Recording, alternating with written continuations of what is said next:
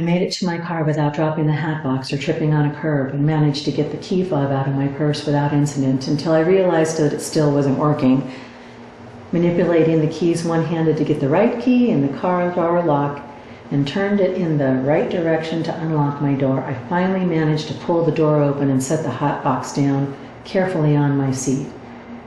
I straightened up and let out my breath. I hadn't realized I'd been holding it. I bent back inside, moved the hat box to the passenger seat, and finally sat down at long last, pulling the door closed. I took a deep breath and let it out again before I glanced at the seat next to me. It still looked like a plain wooden hat box. I narrowed my eyes and put the keys in the ignition, Joni starting up obediently. I glanced behind me before pulling out into traffic, my heart still pounding, but after successfully entering traffic and another breath or two, I felt like I might not throw up after all. Driving home on autopilot, my mind drifted to consider Cliff and Davy, an odd couple for sure, where Cliff was so reserved and dignified, the perfect picture of an antiques dealer with his short silver hair and matching goatee.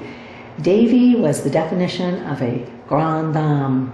I wasn't even sure if Davy Jones was his real name or an affectation, but with his dark brown hair cut in a classic bowl of the 60s, circa the Monkees, and puppy dog brown eyes, it certainly appeared that he thought of himself as Davy Jones of the Monkees.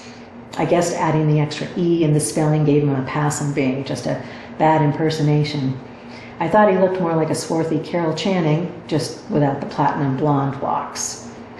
Every month he was in a new production of the local theater group, and I had successfully managed to dodge Cliff's repeated offhand invitations to come to see one of Davy's performances for months, but eventually I had run out of excuses and agreed to go in a few months back to one.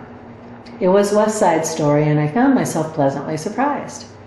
Davy had himself a hell of a tenor range and completely played a believable love-stricken Tony to the seemingly rather clueless Maria, who I thought maybe gave about 20% of herself in her performance that night I attended.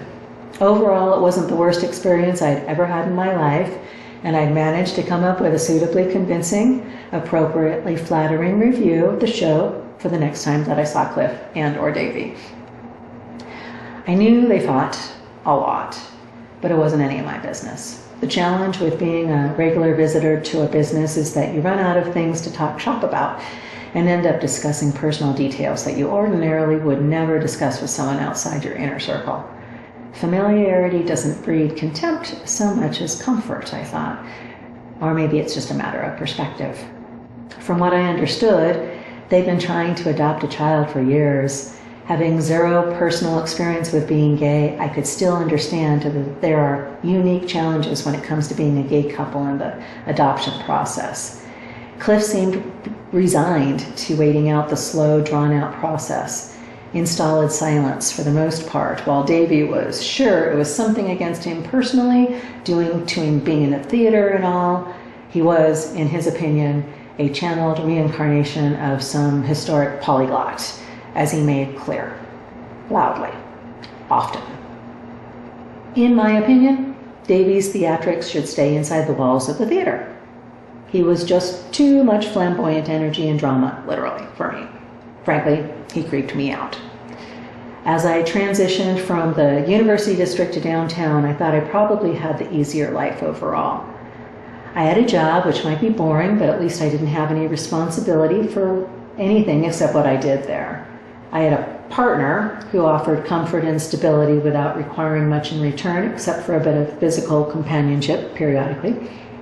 My big ambition was to stop buying things that I saw online or in a shop display, including the ridiculous habit of adding items into my Amazon order to get free shipping.